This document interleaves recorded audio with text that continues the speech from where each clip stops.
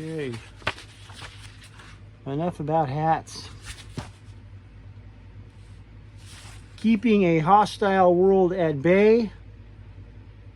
The weapons of, what is that? The weapons of the Longhunter. Here I shall deal exclusively with firearms, hatchets, and knives I have left for a latter I'm sorry. I overran that. Here I shall deal exclusively with firearms. Hatchets and knives I have left for a later chapter on equipment, since then, as now, their use as tools is more important than their use as weapons. So he's talking about the firearms. The rifle is what tradition and first-hand records have handed down as the almost exclusively preferred weapon of the Longhunter. Not only that, but contrary to popular belief, the rifle was also the preferred weapon of many of the Indian tribes of the southern and middle colonies. In a 1756 letter to Governor Littleton of South Carolina, Indian trader Daniel Pepper warned that the Creeks, meaning the Indians, warned that the Creeks are daily getting into the method of using rifle guns.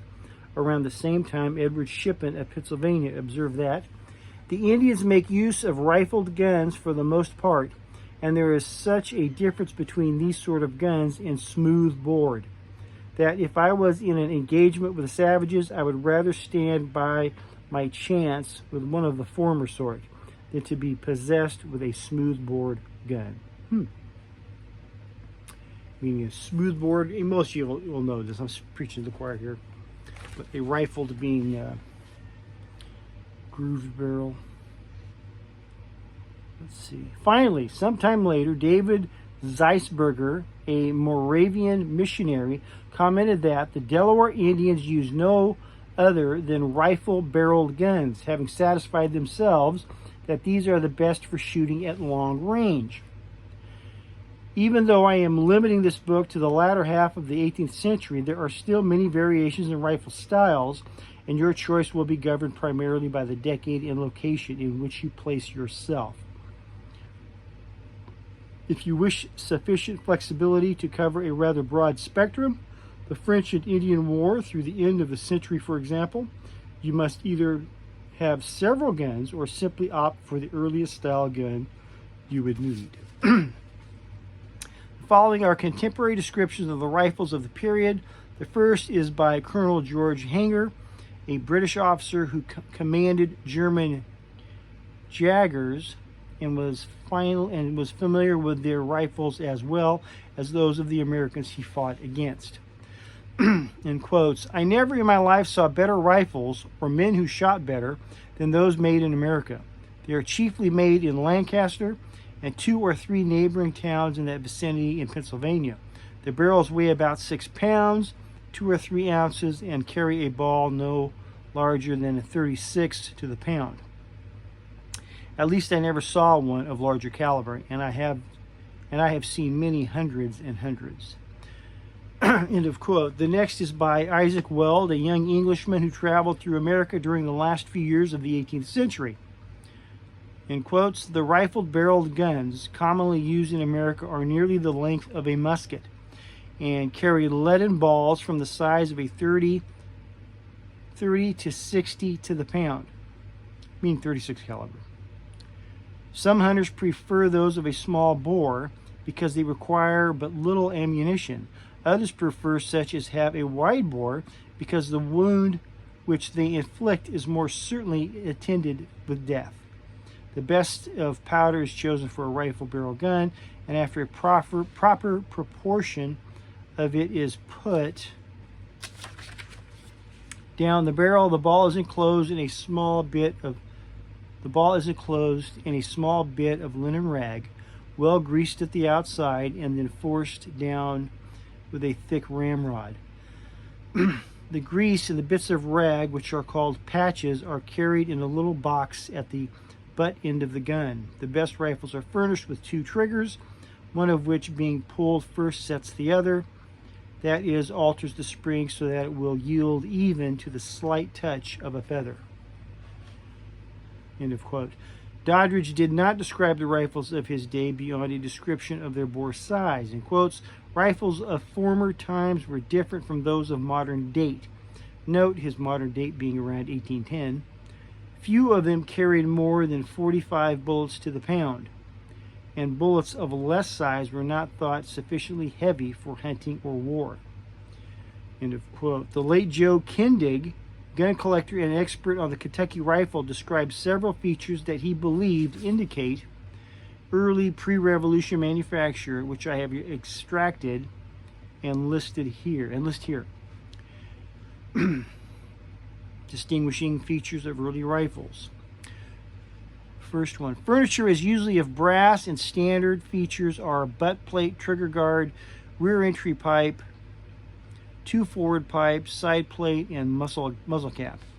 Next is octagonal barrel, tapered from the breech to a point of a few inches from the muzzle and flaring out again, now commonly called swamped, and secured to the stock with pins.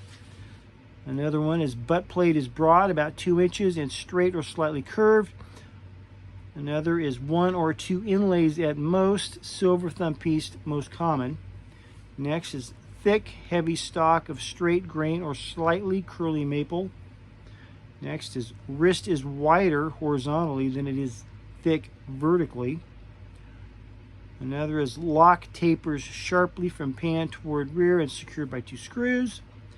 Next is no roller on frizzen and often no bridle on pan.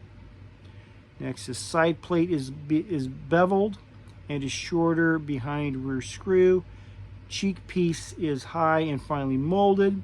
Sliding wooden butt trap or simple hinged patch box, if any.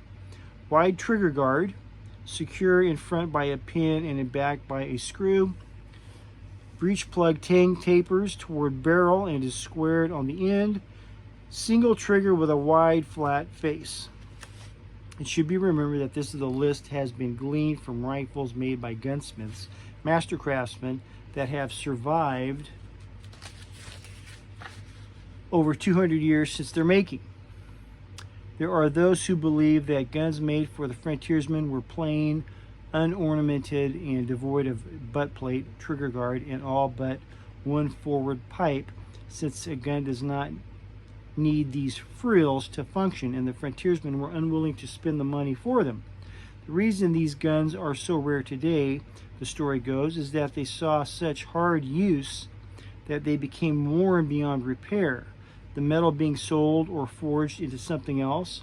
This sounds good to 21st century ears, but looked at from an 18th century perspective, it simply makes no sense. Even given the varying levels of skill evident in surviving guns of the period and the lack of a guild system such as existed in Europe, any man making a living as an artisan was a much more respected member of his community than a common laborer or farmer. He was a man with a reputation upon which his livelihood depended. I simply don't believe that a reputable gunsmith would have allowed such guns out of his shop any more than a reputable cabinet maker would have sold unfinished furniture.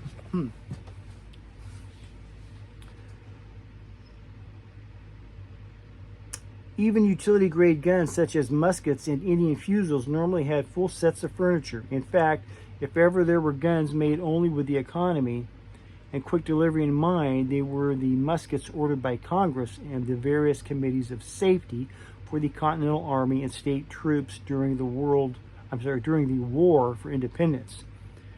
Here's a picture we're talking about here. I think we've all seen those. Even these usually had full sets of furniture of either brass or iron, depending on what was available. Never say always. The Smithsonian has a militia musket, which they date to the Revolution, that lacks a butt plate. These guns were perfectly functional and available at 1/3 to 1/5 the cost of a rifle. In fact, it is the rifled barrel that accounts for the major difference in cost, several dollars, between a rifle and a musket. The furniture and carving cost only pennies even before the Revolution.